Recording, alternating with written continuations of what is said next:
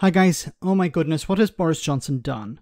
So adding insult to injury by rewarding Jacob Rees-Mogg as part of the former Prime Minister's honours list amongst others, a stupid and corrupt tradition that has continued to reward ineptitude and cronyism.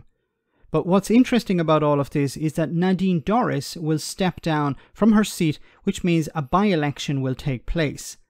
A massive headache for the current Prime Minister, Rishi Sunak. Have a listen to this. Good evening. Boris Johnson is about to face judgment on whether he lied to Parliament and perhaps an ignominious end to his own career. But as an ex-PM, he gets to dole out honours from the King. There are gongs for officials involved in the COVID parties, a damehood for the minister who flicked the finger at protesters, and a knighthood for the one who wrongly got the Queen to shut down Parliament. But there was surprise the resignation honours avoided potentially damaging by-elections for Rishi Sunak, because none of the MPs expected to get seats in the House of Lords were on the final list. It meant there was nothing for Nadine Dorries. This afternoon, she announced she's quitting Parliament, triggering a by-election and a headache for her party. Labour called it all a sickening insult. Okay, so it seems that Nadine Dorries was part of Boris Johnson's list.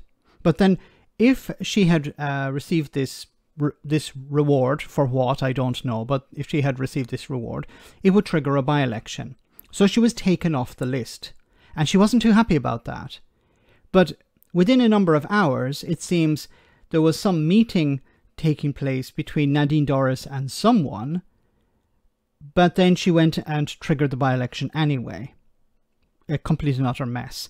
Now, she's the MP, or she was, she's the MP at the moment, for Mid-Bedfordshire. And I'll just show you the constituency. She has been the MP since 2005. She won it in 2005 with a majority of 11,355. And recently she won it back in 2019 with an increased majority of 24,664. Now, this is a headache. Why is it a headache for Rishi Sunak? Well, she's a popular MP in the constituency, winning with a massive majority. But if there's a by-election, she won't be standing. Some other Tory will be standing. And unless it's a high-profile candidate, it will be very difficult for that candidate to hold on to the seat. Now, if they risk losing, I don't think any high-profile candidate will want to step forward. They don't want to be the sacrificial lamb here, because this will look very bad for Rishi Sunak. A by-election loss, losing a seat that the Tories have held for many years, this would be extremely embarrassing. Yes, it doesn't matter whether it's a by-election or not, it will still be seen as a black mark against Rishi Sunak's government and his administration and him himself. So this is going to be extremely embarrassing. So it will be interesting. We'll probably find out later on what happened, why Nadine Dorries was officially removed from Boris Johnson's list. Was she re-added, and what happened? But it seems there's going to be a by-election, and that's going to be a massive problem for the Conservatives. They may put forward a low-profile candidate, but then that candidate will lose the seat. It's likely. Even if Nadine Dorries was popular, the party is not popular.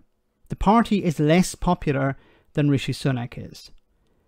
And if they lose this by-election, which they probably will, it's going to damage Rishi Sunak even further.